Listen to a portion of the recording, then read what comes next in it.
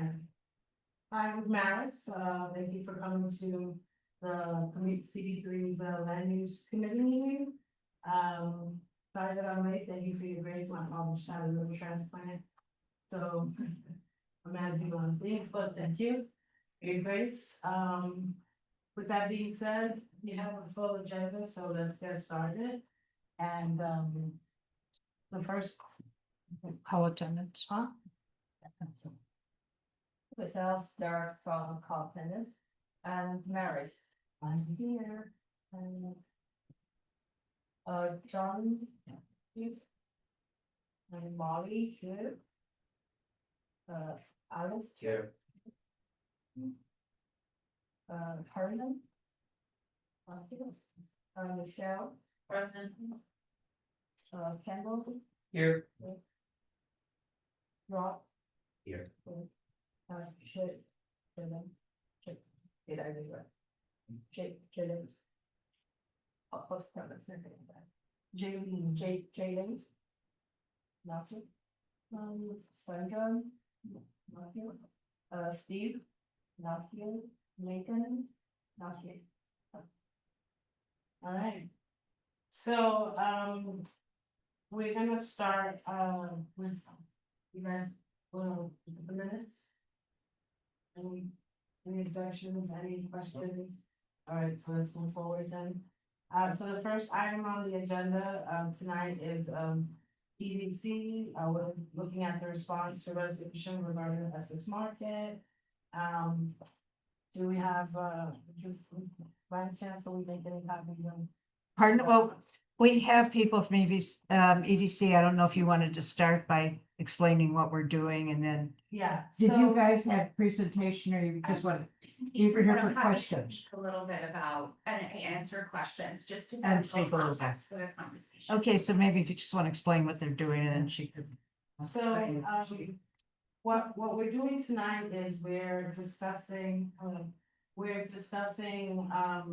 the RFP that, EDC is going to be issuing regarding, the community partnership of the Essex Street Market.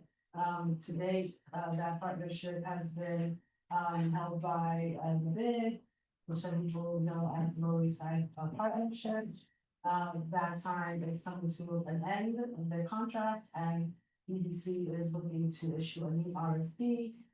The community board has sent a letter to the EDC asking them to allow us to have input into the RFP process and to give some recommendations on the kind of things that we'd like to see in a vendor that is selected. The consideration for tonight, based on the previous recommendations, we do have some recommendations, but I would like to give EDC an opportunity to also address us, and then at that point, we'll take it from there. Yeah, that was a very well put description, I think, of what we're hearing with this agenda item is. My name is Diana Suitai. You're probably used to seeing Gigi Lee around, who I work with in government and community relations. She's no longer at EDC, so you'll be seeing more of me around here, and I'm joined by some of my colleagues from the EDC Public Markets team. And like you said, that's exactly what we're here to do tonight. This picks up on long conversations, and I think even going back to last year in December, and I'm gonna ask you to stop in a second, we just realized that if you don't have a mic. do you want me to come? Or people online who will not be able to. I'm sorry, this connects you to Zoom. So forgive us, for our future stuff, but so that everyone online know as well. Yeah, hi everybody, my name is Diana Suitai. I'm the EDC Government and Community Relations. I'm joined by some of my colleagues from EDC's Public Markets team. We are here this evening to answer questions on the community board feedback as EDC prepares to go through an RFP process, a request for proposals for a community partner at Essex Market. There has been a 6-month contract extension that I want to mention on the existing contract. That allows us a little more time and flexibility, and one of those things that it allows us to do to make sure we get feedback from the community board before we go into that process. So while it is a competitive RFP process, we're a little limited on how much specificity we can go in to the RFP. Just some of the things that I would like to put out there for consideration that it would be really helpful for EDC to know and to understand from the community board are things like what's important to the community board and the community in a community partner? What do you feel like has been working really well? What would you like to see there? The kinds of things that the community partner does now and does historically, of course, community programming, public events, vendor promotions, they do marketing, educational programs, things like that. So I don't even think we need to go into specifics. I think even just hearing, based on those kinds of questions and criteria, what's important to this board and what you would like to see and what you would like EDC to consider as we go into that process would be really helpful. So really eager to hear the discussion, and I believe you're doing a resolution. We only request that whatever feedback the community board has, we get by July 15th, to make sure that we have enough time to consider or work it into the process. Okay, thank you. Thank you. Anything else? Do you want to say anything? No? Okay. So, as you all heard, right, what we're really doing is trying to collect some feedback, will capture what is important to us in whatever future partnership, comes to the market. So I sent, to all the board members, a draft resolution. And I don't think that we have copies, physical copies to share. Do we? No, right? Is that like that? No? Okay. Well, that's okay. And so, let me just tell you how this works. We begin with the committee members and we take their feedback, their questions. And then after that, we move to the general public. So if you want to speak, if you feel strongly, you want to speak, you want to give your opinion, you want to ask questions, you can sign on a speaker form, which is right up here on the front. Yes, that you also sign our attendance sheet, and that you can sign. Now, it doesn't have to be limited, your commentary to this issue, it could be any issue on the agenda. But if you want to speak, if you want us to call on you, we ask that you fill out a speaker form, okay? So, I can somebody make that much larger, thank you. This is really catch that. I got most of that. You want me to print out copies? Well, I don't know, let's see.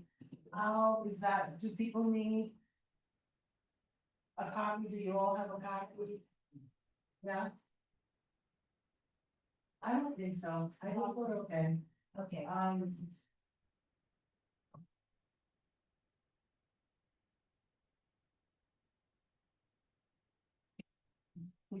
sorry. Huh?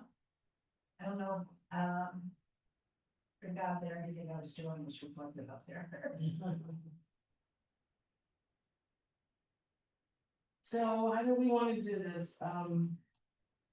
I can open up the floor since folks had a chance to look at it, I hope.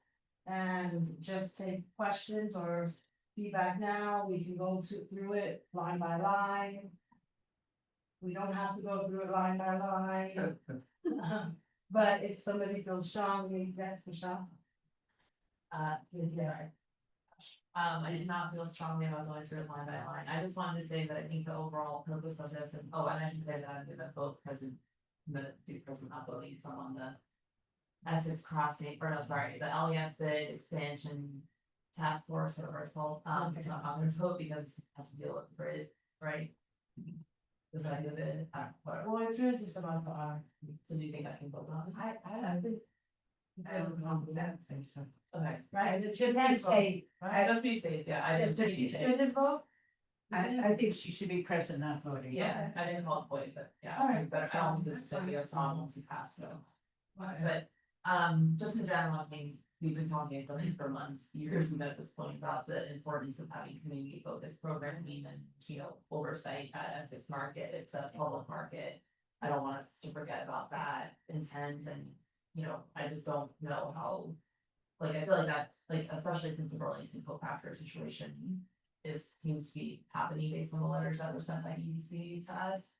Like, let's at least make sure that the upper part, which is owned by the city, is for the people, right? So, I guess is there going to be some sort of assessment, do we know, of like needs, like community needs? I don't know that there's going to be, but, I know that there has been some discussion, I know that we talked about it before. But we have not talked about it since, either who would conduct it, who would pay for it, or, how closely it should be tied to the RFP, which would be the whole point for me anyway, right? But- Right, cause it's like, what do you want Right. the RFP to say, Right. like, what do we need? But I mean, based on what we just heard today, we have a 6-month extension. But they need to know by July 15th, because as you all know, that the RFP process, it can take months. Right. You know, one, you have to give ample time for folks to respond, and there's a selection process, and then there's a whole bunch of negotiation. So I'm pretty sure that that'll reach 6 months, so Are you worried about delaying it further? I don't know that we can, Yeah. based on the parameters that they're setting. With that being said, I mean, I don't know what we would collect. I mean, you know me, I would always say let's hear from the community. But I'm just wondering if what is captured in here sort of captures that sentiment largely. I think all of us know. Where it's up, if anybody feels strongly to, you know, we can add to it. If we don't feel like it captures that, then I think we'll have to have a different discussion. Or see what is possible, from. I'd be curious about your EDC, like, Yeah, how what's they're going to, that? like, what how the RFP will be shaped and like what. Yeah. So, use a microphone. Sure, yeah, and as it relates to the timing, I think what's important for July 15th is anything that you wanna make sure that we know before we even begin the process. We'll obviously stay in communication, we're happy to take feedback throughout. But that July 15th date is really what you wanna make sure, you know, as folks are sitting down to write the RFP, what you wanna make sure is top of mind. But if you all are interested in continuing conversations, reporting back to us, you know, we have many ongoing conversations on Essex in general and Essex Market, so we're always happy to take feedback on a rolling basis, but that July 15th just allows for making sure that that feedback is heard before we even begin the process. But that's not to say that we won't continue to take it after. Does that answer your question? Which means we have to vote in June. Because the next full board meeting will be after June 15th. Right, I mean, yeah. July 15th. yeah, so, I mean. I don't think that allows. For, a community assessment necessarily, Can we ask EDC, and do you guys mind, are you all from EDC? Yes. Do you mind introducing yourself, just so we know what parts of the EDC you got? So my name is Sumita, I'm the Vice President of Public Markets. I am by Dean, I am the manager of our market right now. Okay, thank you. I guess I'm just curious, like, if you guys have, like, what's on. What are you thinking? I guess we'll continue to take input, but like, what do you see? Like, do you have a vision that might conflict with ours, I guess is kind of what I'm asking. Yeah, and again, a little tough to get into specifics for the competitive RFP process, but you all are familiar with what, and not just for Essex, La Marqueta and other public markets, what the community partner is intended to do. They're intended to be a local presence, right? Local ties to the community and really lead the charge on community programming, partnerships with other nonprofits, you know, kind of that list of criteria that I just mentioned. And that's why we want to make sure to get this feedback early, because we know, you know, Lower East Side Partnership has done great work. Folks have, to your point, right? Like Essex Market is supposed to be for the people, reflective of the community. So that's all that's top of mind, at a broad level going in.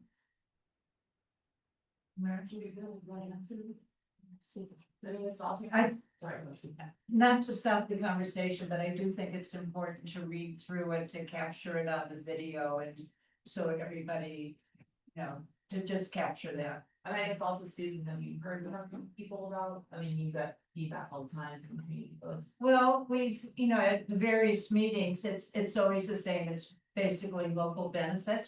And that's it, it's local benefit, local programming, programming for our more vulnerable residents that need the programming. And it's basically the same values that the community board, you know, also, repeats and asks for all the time. Lot of volunteers. Are you suggesting that we leave the entire thing? Yeah, I think it's important as part of public meeting and accessibility, and it'll be, that way it'll also be on our video that, be read aloud. Alright, so, wanna read it? Whereas Community Board 3 has been deeply involved in supporting successful Essex market since the inception of the Essex Crossing planning process. And whereas NYC EDC has determined that Essex market will no longer be physically connected to the former market line space, and that it will remain the only publicly available community-oriented space in Essex Crossing. And given the importance of Essex market, inclusion of community benefits is essential and should be prioritized over other private entities which do not serve the local community. And whereas Community Board 3 believes that Essex Kitchen and the mezzanine area adjacent to this space should primarily utilize the programming, events, and other activities that support the community purpose, especially those that serve our low and moderate income residents. Whereas NYC EDC has welcomed Community Board 3 provide input regarding priorities and considerations to be reflected in the request for proposals RFP related to Essex Market's community partner. So therefore, be resolved, the preference to be given to a local community-based organization that has experience supporting public market operations in the Lower East Side. Be it further resolved that prior to the issuance of any RFP, NYC EDC commit to a community focus for Essex Market that limits private use of public spaces, ensures a community-based focus in public space utilization, and discourages promotional, rental, and other activities that do not support the Lower East Side community. Be it further resolved that the following broad service categories and tasks be included in any RFP. 1. Programming and events supporting low, moderate income individuals. Manage and oversee events and programming that support low to moderate income individuals that support nutrition, cooking, and other skills that extend the ability to access quality, fresh, and affordable produce and grocery goods. Ensure events and programming are culturally relevant and represent the Lower East Side diverse residents. Manage and oversee coupon and other support programs that extend the purchasing power of individuals participating in supplemental food assistance and other similar programs. Manage and oversee community partnerships and relationships with outside stakeholders and groups that they relate to programming and events supporting low to moderate income residents. Programming and events supporting access to public space and Essex Market as neighborhood destination. Manage and oversee events and programming that support the Lower East Side community and serve local residents through activations and activities that encourage patronage at Essex Market. Ensure events and programming are culturally relevant and represent the Lower East Side's diverse residents. Oversee the community fridge program, ensuring no cost access to food and grocery goods through food distributions and partnerships related to the program. Manage and oversee public space use. Manage and oversee all use and operations of Essex Kitchen. Ensure Essex Kitchen supports community programming, events, or other activities that are public facing for no less than 80% of available use hours. Manage and oversee the use of the mezzanine and any additional public space created by the closure of the market line. Ensure the mezzanine and other interior public space supports community programming, events, or other activities that are public facing for no less than 80% of available use hours. Manage and oversee exterior public space and seating in coordination with NYC DOT to permit publicly available exterior amenities on the sidewalk and roadway adjacent to Essex Market. Support and design facility enhancements and improvements to customer service. Manage and oversee interior and exterior visual identities, including branding, signage, promotions, and decor. Manage and oversee holiday promotions, decor, and other elements that enhance customer experience and celebrate holidays throughout the year. Support architectural and interior design changes that impact customer experience in coordination with relevant NYC EDC divisions, in particular as they relate to design changes required due to the closure of the former market line. Manage and oversee promotion, social media, websites, and branding identity. Manage and oversee all signage and graphic design related to Essex Market. Manage and oversee social media and websites for Essex Market and associated. Support external activations or brand use for Essex Market as may be required in coordination with relevant NYC EDC divisions. Ensure that implementation of brand identity and design are unique to Essex Market and remain reflective of the Lower East Side Chinatown community. Support tenanting and curation activities. Support selection of new tenants in coordination with relevant NYC EDC divisions. participate in recruitment, tasting, and selections activities, ensuring the Essex market continues to have a balanced vendor mix supporting diverse and affordable price points. Ensure community insights are fully considered in tenanting determinations. Yeah, that's all. Is that everything? Yes. Do you want more? No. Wait for. Great, thank you so much, Rob. So, does anybody have any questions about any of the items that are addressed in our resolution? Any committee, does anybody have feedback? Do they feel strongly about any particular piece, whether it should be removed or added?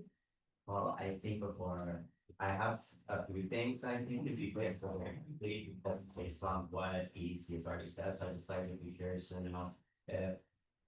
EDC has what they, I know we only had a chance to hear, but is there anything that stands out to you that we should be aware of? Or concerning to you? Because I think that we are all in agreement that we'd like to pass a resolution.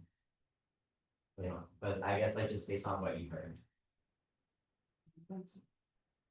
I will just comment and say, that's an extraordinarily thorough and I think great resolution, but will I let Eileen jump in from markets? And I think that then we say it's pretty much in alliance with what we have currently, and most likely will continue because that's the whole point of having a community partner.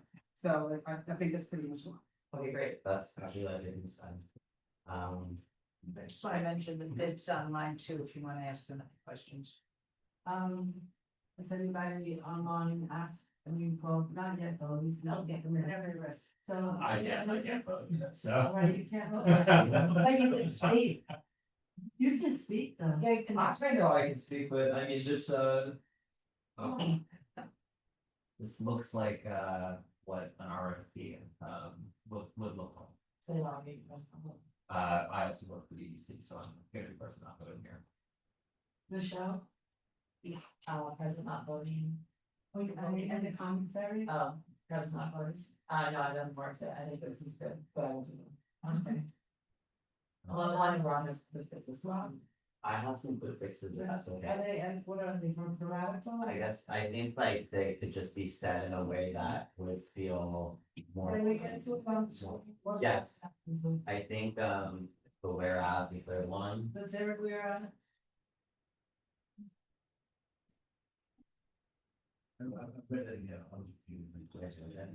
okay.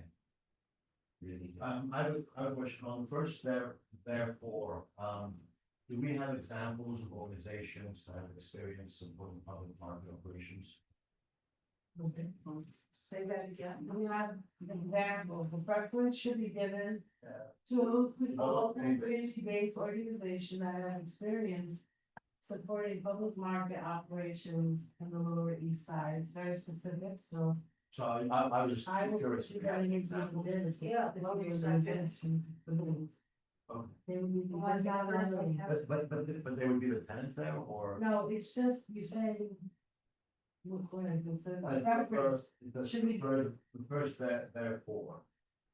I assume a preference means the preference to the potential tenant there, right? no, to a local community-based organization that's bidding on the RFP. Right. This is all for the RFP.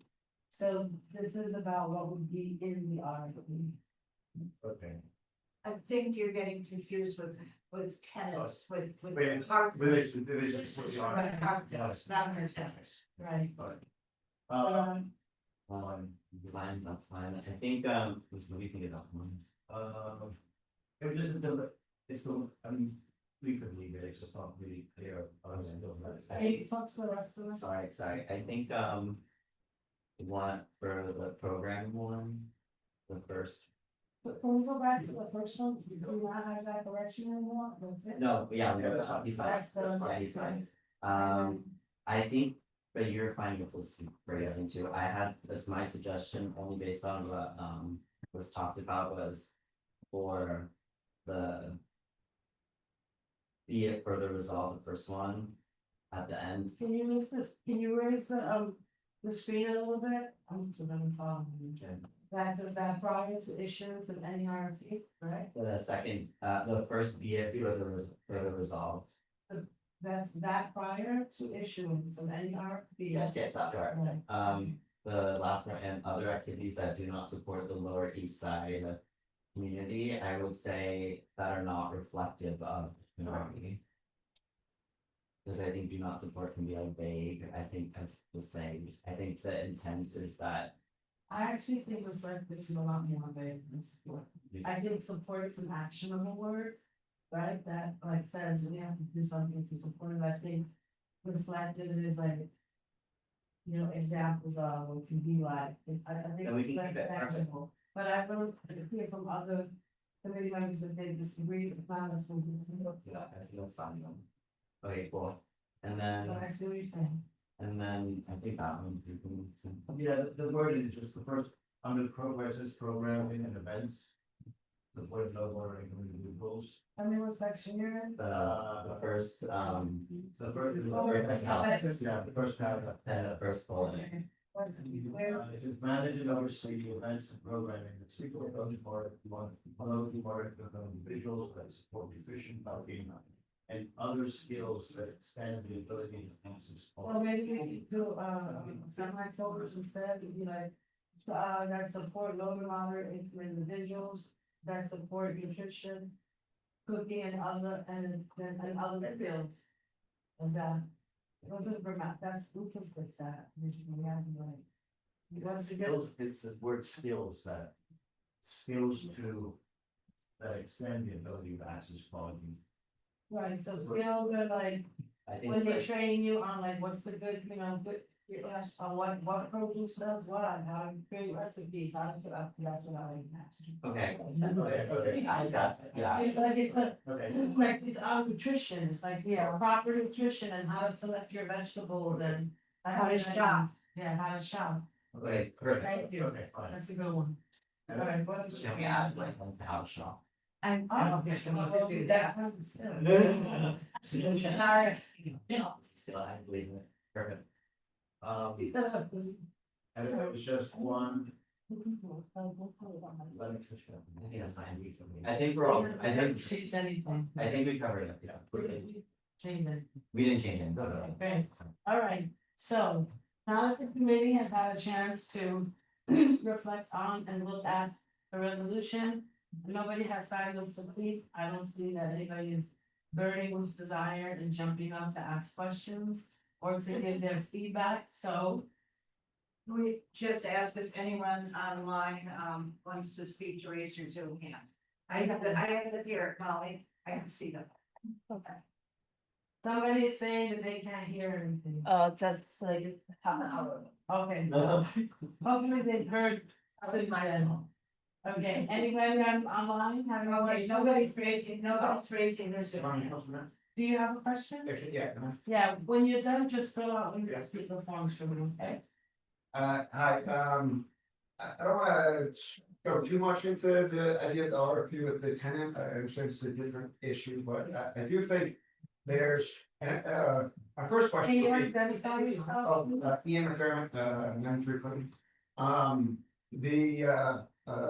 The first question I would have is, like, if there's a lack of respondents to these RFPs, I know with the tenant, that was a big issue. And to me, I think it's NYCDC's responsibility to solve for that, right? If we're not getting enough responsive bidders on these RFPs, we should do something about it. What's the reason why that's happening and how do we encourage more folks to actually respond and have a democratic process? I think you guys can put on workshops, trainings around how you fill out bids, how you, what are historically successful ones from other markets.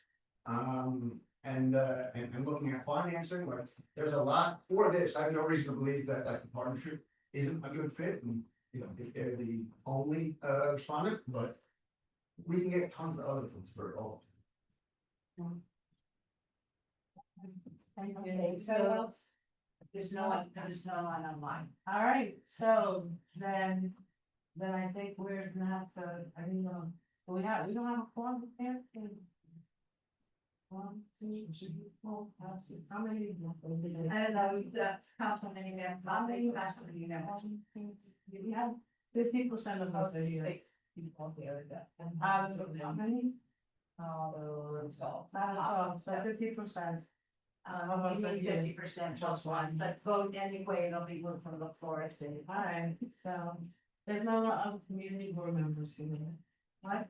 There are none of the community, okay. Alright, so can somebody get the motion? Oh, actually, wait a minute though, there's 6 of us, does it matter? Because It doesn't matter. It doesn't matter, we can still count you in to make quorum? Yeah. Even though you're not voting, okay. Yeah. Alright, Also, we do have one, okay. No red, no quorum. okay, motion to pass resolution. Second. So, Alright, all those in favor? All those, consider passing, all those in opposition? Any abstention? 2 people present not voting. There you go. Resolution, the motion passes tentatively, but we don't think there's gonna be any issues. At full board, and so thank you for sitting through that, thank you, EDC, for coming, and it's good to see you again. For coming by, and if we have additional feedback, which I'm sure we will. We will probably address that at full board or continue to reach out to you. And give you that feedback. Perfect. Alright, and we'll probably ask you at some point to come talk to us. Sure. Once you get closer to release the RFP and tell us a little bit about your timeline. Yeah. And that kind of stuff, and you know, how we can be of service. Great, happy to come I'm on. sure we got. Thank you. the responses. Thank you. Not RP related, but we'll have all the welcome. Games at the market, welcome to stop by. Gary, I'm sure to have you here. Have a good, Thank you. bye bye. Alright, so, the next order of business. House. Nice, and three peasants. The next order of business is this land is our CLT. We're gonna do an informational, presentation. Here, in Valerio or Sally, to talk to us, Pete from the CLT, let me, before you say anything, I want to say that we're probably gonna ask you to come by. Because tonight is the Knicks game, and we suspect that there is not a lot of folks, or maybe we might in the future. But we thought, when we think maybe there's a bigger audience, because it's us and maybe 8 people online. So if you're cool with that, we're cool with that. We want us to move forward, because we know we're looking forward to it, but we're just saying that if you're looking for. To share this information with a larger audience. Right. It's probably not as large today, but that's fine. Thank you, Madam Chair. I understand the need for brevity, so I'll do my best, and so the other people are going to be participating in the presentation. And thank you for the opportunity to present, because many a year you have named COTs as a priority for funding. Because of all the good things COT is supposed to be doing, but never had a full presentation of what COT are about and what the role is. And that's the purpose, a general presentation, although I represent an individual organization. Just to introduce our participants, first of all, the Cooper Square Committee, Abigail. Hi, I'm Abigail, I'm the Director of Finance at the Cooper Square Committee. Chair for mine. And I'm here representing the Lattice Hours COT, I'm the director of the Lattice Hours COT. And we also have a representative here for the New Economy Project. Kate. Hi, I'm Katie with New Economy Project. We're anchored here in New York City, but we run campaigns and coalitions around cooperative economics across the city and across New York State. Okay, next slide. I have a presentation. Which Do you one? want me to start sharing screen? Yeah. Oh, it's not there, right? Okay. Because I can't see what slide shots or something, see what's away from the screen there. Next slide is for my. Wait, let me, Oh. we're screen sharing, and then it's not showing. Well, yeah, it's not it. I think it's a PDF, Susan.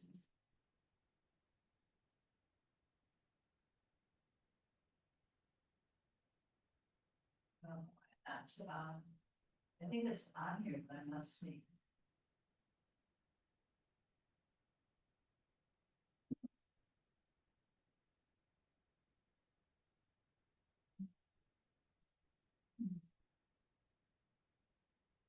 me just figure it out.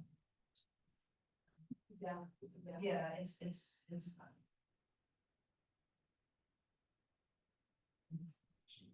It always happens. It's like- I have so much.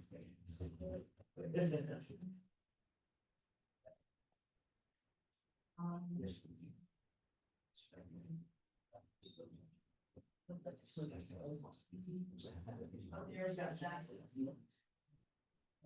Don't go away. That's not bad, so. So what kind of wood?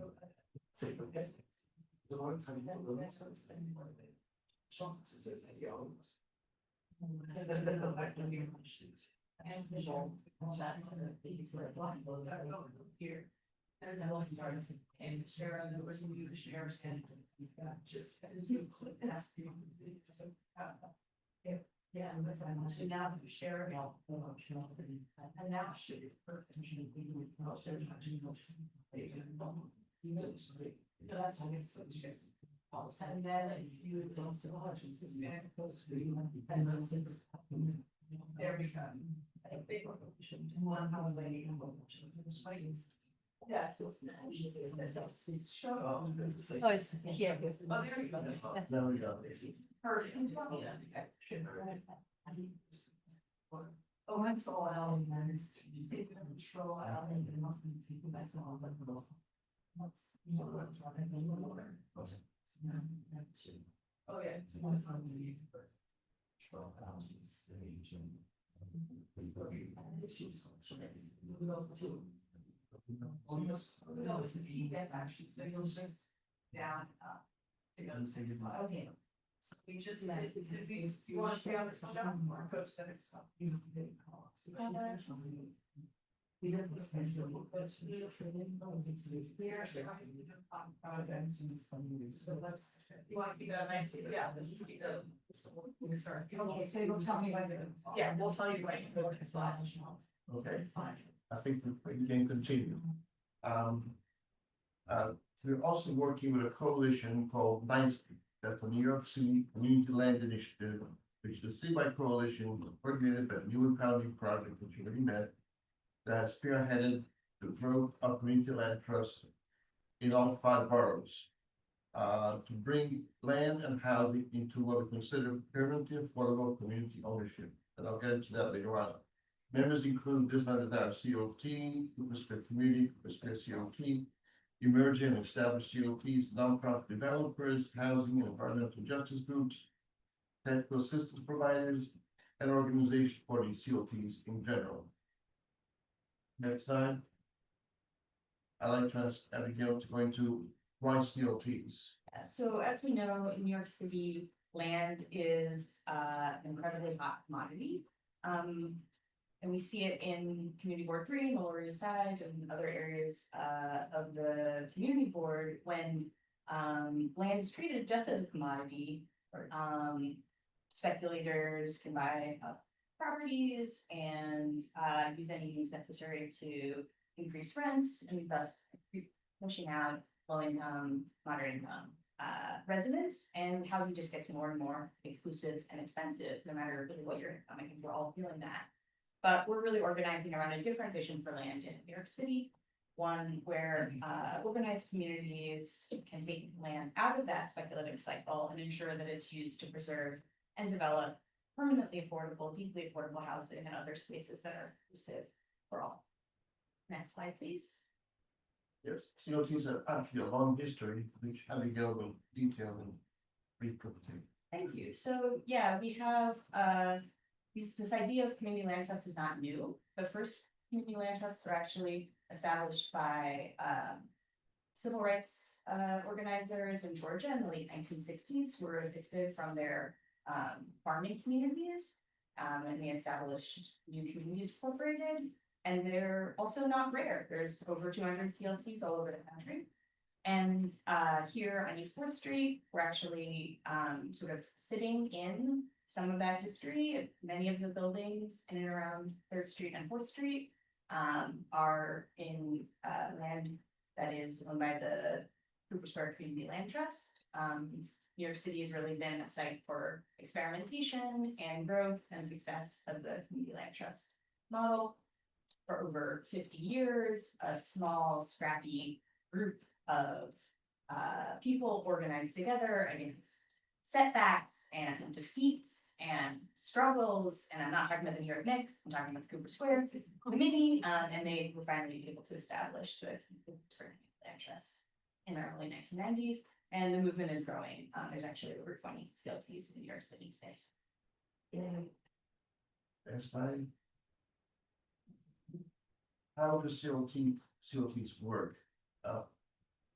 Typically, CLTs start to get formed because a community becomes aware of something that's creating displacement. Could be rising housing and commercial costs, overcrowding, lack of community and open spaces, vacant buildings, or property, including decommission of religious properties that's being offered for sale for market rate housing. That's how TRIO actually got started from the Nativity Committee. We tried to secure Nativity Church at 41st Avenue, and we did succeed, but we persevered. And now we have a much bigger project underway at St. Edmunds. Community members work together from a CLT, which is a nonprofit, democratically governed organization that acquires and stewards the land. And stewardship is the important thing here on behalf of the community. CLT governance is composed of residents of the CLT, community members, and public officials, housing experts, and advisors. The CLT then facilitates community-driven planning. That means forums, workshops. We plan to have a forum for CLTs in the fall here in the neighborhood. It works with residents, nonprofit developers, and for-profit developers, other organizations to enhance low-income housing and other places, including cultural spaces. Okay. Slide 8. Basically, what we show here is what the CLT does. The CLT is pure model, does not own the improvements. It owns the land underneath the improvements, and it leases the land to the owner of the improvements. That could be an HDFC, an MHA, it could be an LLC, whatever corporation owns the improvements, and ensures that they remain faithful to their mission, the projected purpose of the improvement to the ground lease by having representation on the board of the HDFC or the LLC, whatever. This helps to protect permanent affordability. You might ask, what do we need in CLT when you have regulatory agreements, deed restrictions, and all kinds of other things? All those things are pieces of paper. With the CLT, by having membership on the board of the HDFC, we have what we call feet on the ground to ensure that the requirements of the project are fulfilled. You might also ask, why do nonprofit developers need a CLT under their property? I won't go into that, but I'll just mention Rivington House, Salvation Army, and the Bowery Mission. All nonprofits seeking to sell their properties for whatever they can get in the market. Next slide. How do CLTs work and benefit? The CLTs promote community control by having a tripartite board, which is 1/3 residents, 1/3 community representatives, that could include businesses, for example, and 1/3 housing advocates or TA providers that provide guidance in terms of the CLT, but also in terms of the HDFC. And they will have representation on the board of the HDFC. They do not govern, but they participate in the governance to help ensure, again, full affordability. Katie? Slide Yes. 10. Next slide, thank you, Susan. So this is actually, a map that's on our website, New Economy Project's website, where you can see the 20+ CLTs in the city. And you can also see how many of them have properties and what those properties are. So I really encourage folks to check that out if you're interested in the New York City landscape. Next slide, Susan. And this is really just a handful of the headlines we've gotten in the past few years. Since our coalition was founded in the 2010s, we have seen just explosive growth in popularity of the CLT model and a lot of increasing attention from stakeholders like legislators. We've won millions of dollars of funding from both the city and the state to promote the growth of CLTs. CLTs were taken up in many and have continued to be taken up in many city council candidate platforms. And CLTs were heavily featured in the mayor's recent housing plan. And then individual CLTs have also had major wins and acquisitions. And there are many more exciting campaigns underway, including 15 residential buildings across the city that are working with land trusts towards the acquisition of those homes. And then we have other CLTs also with projects underway to develop empty lots to bring and build truly affordable housing to the neighborhood from scratch. Next slide. Oh, that's somebody else. That's me, Oh, that's back to you now. Thank you. Yes, nation, I just remind CB3 also that among the projects that we're working on is the RFP for the East Fifth Street NYPD parking lot, for which we are finalists. We're just waiting to hear if we can get it or not. And also the NYCHA parking lot on Sixth Street, for which the NYCHA issued what they call an RFER, a request for expression of interest. And we applied for that site and no one else has asked for that site, so they liked what we had to say, they're waiting to hear more.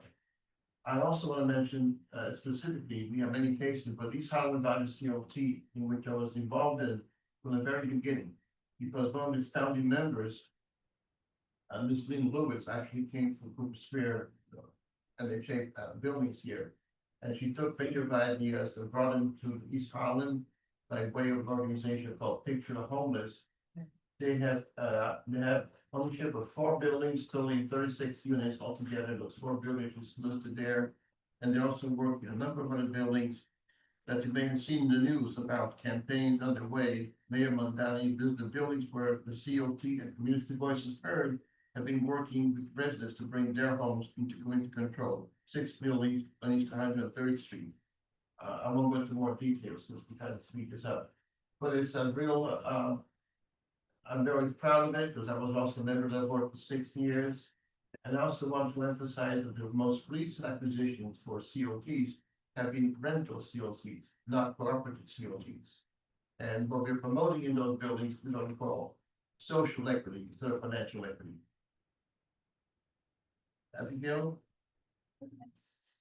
So just to bring it back to a local example, This Land is Ours Community Land Trust, This Land is Ours, CLT is working closely with the Cooper Square Committee to explore new low-income housing construction to help stabilize HDFCs and city-owned properties with large tax arrears and to acquire distressed rent stabilized apartment buildings. So really working in a number of different areas and projects, from new construction to preservation. And the board of This Land is Ours CLT is made up of residents, housing activists, faith leaders, academics, and others who share the goals and the values of the CLT movement. We have a couple of board members that are here tonight. And in addition to pursuing housing development and preservation in the neighborhood, we are working citywide with the coalition Nice Leaf to advance policy goals, which I will pass to Katie to elaborate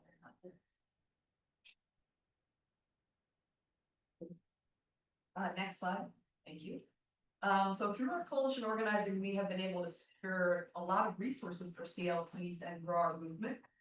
So we, every year we fight for our funding for our CLT discretionary funding initiative, which supports the development of CLTs and our ability to create and preserve affordable housing and other important neighborhood assets. We launched that initiative in fiscal year 2020, and since then we have secured $9 million for CLT organizing and technical assistance. And in this upcoming fiscal year, we are advocating for $3 million for 20+ organizations across the city. Our coalition is also working with our elected champions as well as over 200 endorsers. Those are all organizations across New York City in order to advance the Community Land Act. This is a package of bills currently in the New York City Council that give land trusts and other nonprofits the tools that we need to develop and preserve the spaces that we've been talking about tonight. So we have 3 Three key pieces of legislation as part of the CLA. We actually won this past year our campaign to abolish the tax lien sale. I think folks are familiar with it, but it is a Giuliani era policy that really destabilized and extracted wealth from Black and brown communities. We fought for many years to abolish it and replace it with an equitable system that engages land trusts to keep New Yorkers in their homes and convert financially distressed buildings into really affordable housing. And those three bills related to the lien sale were passed by the council last year. Or excuse me, passed. They were vetoed and then they were overriding. And then we are also campaigning for a bill called Public Land for Public Good. Most city-owned land currently goes to for-profit developers, and we would like to see New York City prioritize CLTs and nonprofit developers when disposing of any city-owned land to make sure that our public land is used for our collective public good. And then finally, I think folks might be familiar with the Community Opportunity to Purchase Act, Intro 905. We are campaigning for that right now. We're hoping to pass it this year. This bill would enable qualified and vetted nonprofits working with land trusts, tenants, and other partners an opportunity to purchase buildings when they go up for sale. We've just reintroduced COPA. We have the support of the mayor, a majority of city council members, and over 200 organizations across New York City. If you are interested, we've got up here on the table a couple of fact sheets about COPA and also a beautiful map that I think a number of folks are already admiring, that which you're welcome to take home and put on your walls, that was designed in partnership with our members and really is a beautiful overview of how land trusts work in the city. So I'll stop there. We have one more slide. That's it. That's it. Yeah, we have like a short. Yeah, we have a contact sheet, you can sign up, if you'd like to get in touch with you. And also, if you have any questions, we're open to answer the question. I know the time is of the essence here, but. Okay, well, I would say what I said earlier so that you could rush. I said what I said so that you know what that's, you should be. You think I'm gonna meet. Any questions? I have no question if nobody has a question. Is in your handout, you talk about bringing land and housing and community controlled social housing together. Can you elaborate for me what you mean by social housing and how that's different than public housing? Because as I'm sure you are aware, internationally and in other parts of the world, they call public housing social housing. Regional land trusts are a form of social housing. Oh, I'm sorry. Regional land trusts are social housing. The only significant difference is that the tenants are given a role in the governance of the project, and they're just passive recipients of whatever project it is. They have to say, put together the budget, prioritizing repairs, making decisions in regard to the day-to-day governance. That is not the role of the COP, that's the role of the HGFC board. But we work with the board to make sure that happens. That's really the major difference. So when you say community controlled social housing, Yeah.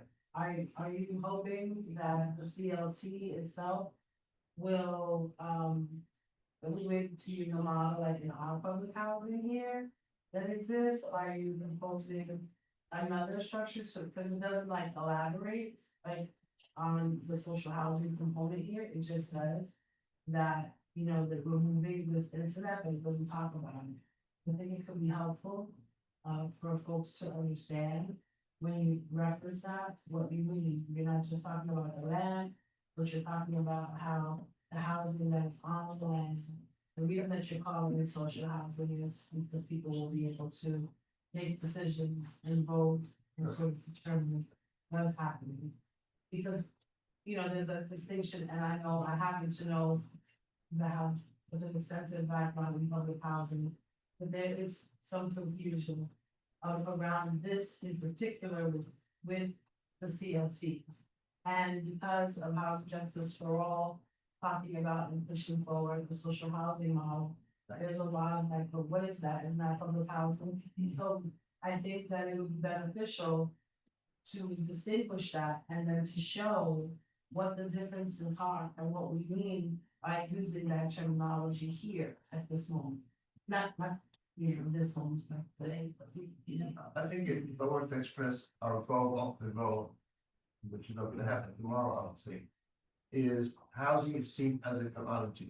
And we see our goal as the decommodification of the housing. So that what you don't get is financial aid, like in a typical co-op or limited equity co-ops, but keeping rents or maintenance fees as low as possible. People can actually accrue capital they can use to get a better education or better healthcare or travel, or even start their own business. That's what we mean by financial, social equity as opposed to financial equity. Can I briefly add to that? Just to say, I think, we have different coalition members, maybe with different definitions of social housing, but I think we tend to think of public housing as one dimension of social housing. Right. And there might be cooperatives, there might be, permanently affordable rentals that tenants, CLT or another structure have some. But that's the point that I think that we should distinguish. Right, so it's not the exact same as public housing, but public housing is absolutely in the realm of social housing. So I think it would be helpful, this is my personal opinion, and also having a little bit of skin in this game. That we should be clear, because I think there are folks who are thinking that what you're saying is. That we want to take the public housing that we already have and rename it into social housing and bring it in, and maybe that, who knows in the future, but I think what's important to know. Is that when we use the term social housing, you're really talking about all these other aspects of it, and I think probably. It will build more support too, I think, for folks that don't see themselves as being part of that entity, of that grouping of housing. Anyway, anybody else like to ask it? Yeah, sure. Sorry, just have some question. I think it's important also for you guys to distinguish between your program that I believe requires grants, funding, and other sources of income to support the buildings as they get older, because your rental income is not going to be able to support the maintenance of the buildings. So you will be relying on government grants, other sources of funding in the future. You're not standalone. Whereas programs like 521A, now called 580, whatever the new name is, those private developers are putting in affordable housing that is permanent because it's the leases are rent stabilized. But they don't rely on any further future government support or grants or anything like that, because they have a component in their building of the higher rate apartments that are able to cover the cost of those repairs over time. Well, I can respond to that a little bit, if you may.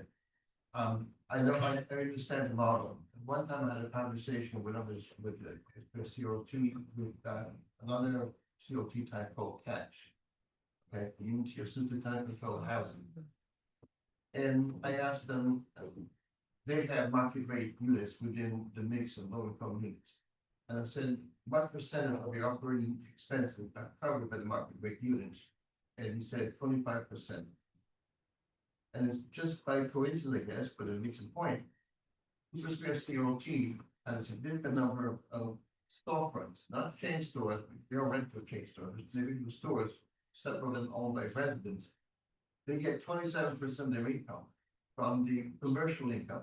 Because one of the other benefits of creating COT is that we can take over a number of properties to create a cluster of buildings, create an economy of scale with a common reserve fund, and also being able to share the commercial income to keep the rents or the maintenance fees as low as possible. And to this date, the housing that's controlled by that particular COT ranges from about 27% of AMI to about 36% of AMI. And Without any no subsidies whatsoever. Except that some tenants were so low income that they do get Section 8. That's about it. I have a question. Thank you, Hans. So you mentioned, getting some money from council discretionary funds. And we're going to be advocating and asking, getting fact finding from agencies, for July 1st, a year from now. So do you have baseline programs that also support you? Or should there be, are there programs that should be baseline, or are there baseline programs that should have funding increased?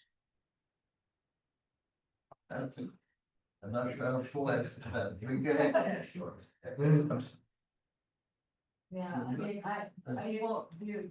I can follow up with this, to be totally transparent, I'm our statewide campaigns coordinator and our land trust organizer, and had a baby yesterday, this is my first. You had a baby? No, our land trust organizer. So this is my first day filling in for her, and I have not done our discretionary funding, but I will just follow up with you, yeah, I'll let you know. Okay, so when we advocate for funding, we actually don't advocate for the discretionary funding because that comes from the council. Right. So what we're asking is, should HPD or any agency be baselining a program or increasing funding on a program that's already based? Well, before we, in the portion of tonight's program, agenda, where we're talking about the district needs. Maybe that would be an example how we talk about providing support for CLTs. Well, this would actually be a budget priority. So there's two things. I noticed that we did at one time have CLTs in our district needs. It's in the what I have. Oh, so it's still in there. So we may want them to read over and see if there's anything you can add. But then I was asking specifically for budget priorities, like when we say we want HPD to fund these programs or baseline a program. Let me briefly respond. We don't have a formal campaign around this, but I think we would all like to see more funding for neighborhood pillars program. In the new mayor's housing plan, there's something called Our Homes, that seems like it will be a funding source for COBA and Land Trust. We would like to see that fully funded, so there are a number of existing programs that are going to support the implementation of something like COBA and also just, one-off acquisitions. And we would like to see, more funding for all those things, but if you would like some specific numbers, we can get back to. What I would like is if you'll just email me the program names. Yes, I got you. I'm happy Just to the do that. names. Happy to do that, yes. What we have in our district needs is to provide support for the community expansion. But we see it when it lays out, it may be different. But when we do the district needs, we also base some of our budgetary priorities off of some of the things that we hear in the district, during the district needs process, right? Well, the needs inform, the needs inform, but then also, every year we meet with the agencies and we are creating the agendas for those consultations right now.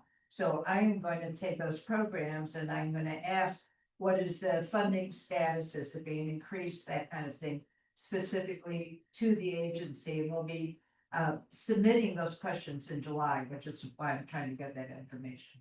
I got you.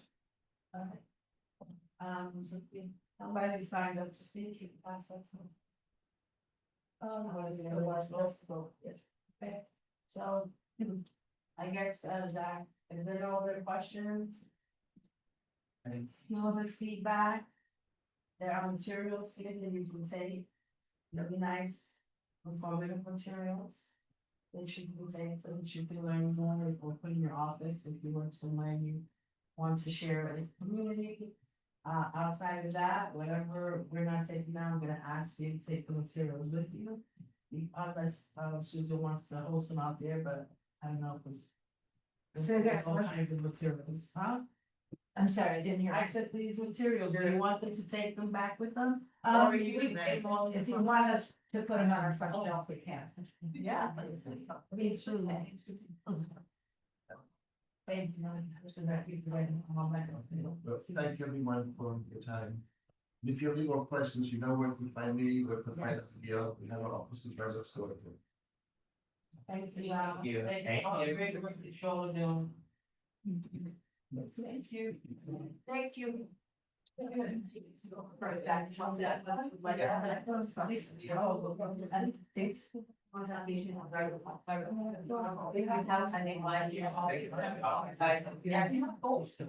Thank you.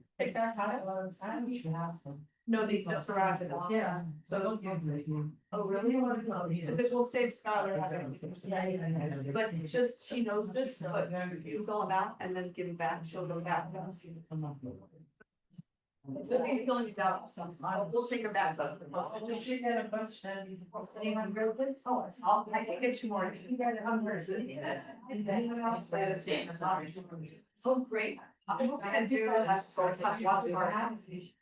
Right, but we should then. Know what we actually and he goes. Yeah. Yeah. Very nice. I'm fan. The mayor's.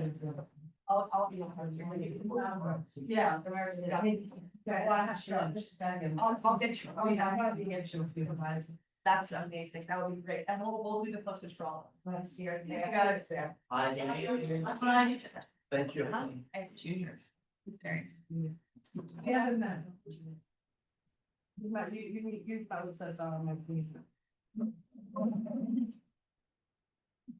this. Susan. Oh, just leave it, all right, we have a basket right around.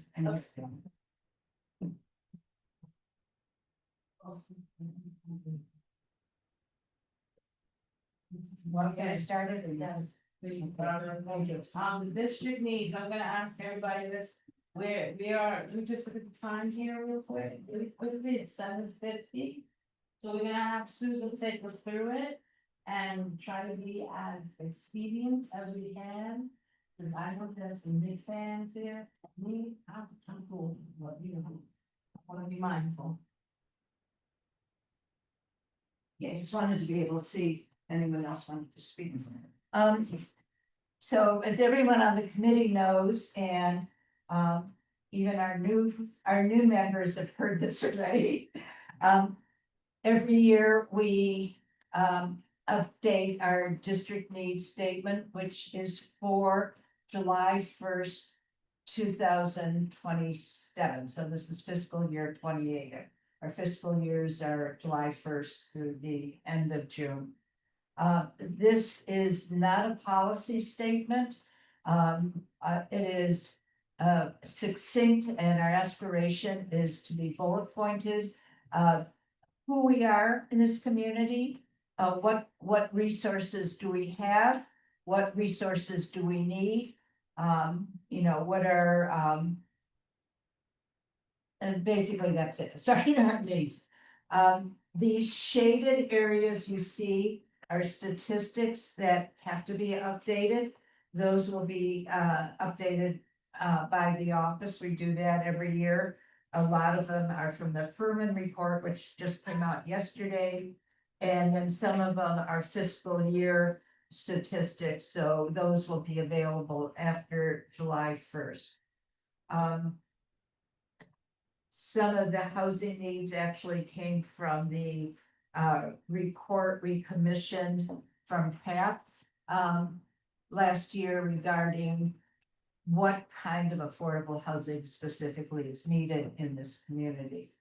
So I don't know how many of the committee read this, what you think, if you think there's anything new that needs to be added, what you think other than statistics needs to be updated, what information we should try and get that may not be in here.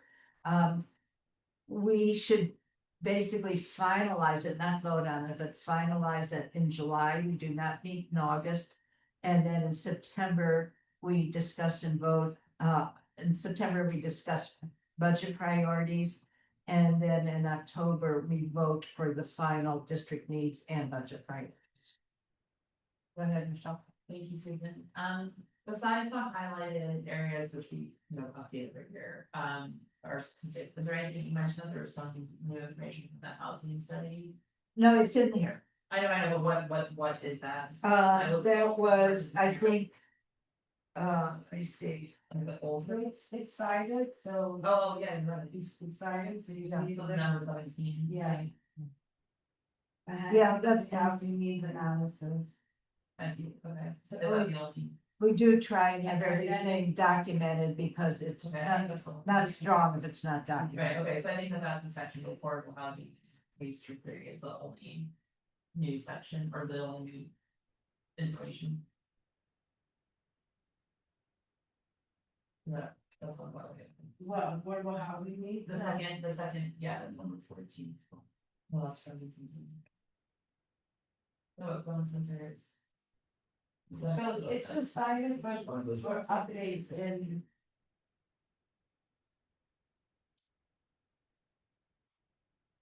Oh, let's see. Well, it's just gonna update all the good stuff with student office. I just think that I was trying to figure out what was added from the housing needs analysis, but basically it was like the whole section under affordable housing needs. History figure, so use that something. What? I'm sorry, is I'm sorry. the section under the text under affordable housing needs and community district 3, all of that came from the new analysis that was done last year. Right. Okay. And that's, do we have something like that in past years? Do you have something of this sort in past district meetings? Not exactly like this. Okay.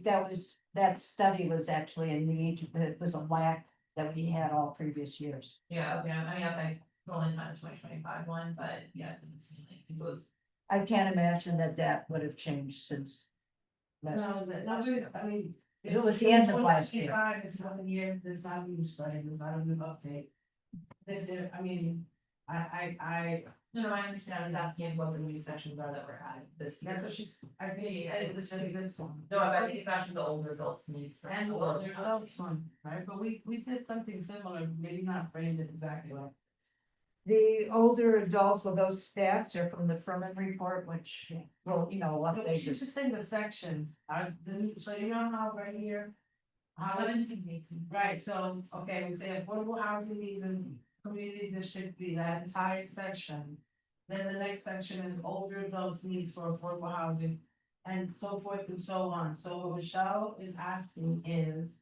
In those sections, one, are any of those sections new that were not included in No, previous years? nothing, there is nothing new in here whatsoever. But new from to the district needs. These two sections, the affordable housing needs and community district 3 and older adult needs for affordable housing, those were in the 2026. This is last year's. This is last year's. And what I'm saying is the shaded sections, the office will update the statistics. Okay, got it, There is, we have not done anything with this. got it, okay. That's good, I got a little confused, but I got a little confused, because I thought you added something, but. We Yeah. have not added, and the only thing we did was go through and shade the areas that need updated statistics. I wasn't confused, but then we started. I started questioning, well, I actually threw off that June 2025 is before we do district needs, so it's not, yeah. So it's the shaded areas and so then. We'll be looking at and trying to The office- Update. The office has all that We have it already. resource. We have, like I said, the Furman report came out yesterday. So we'll, in the next week or two, I'll have that updated. The fiscal year statistics after July 1st, we will update those. That's from Open Data, NYC Open Data.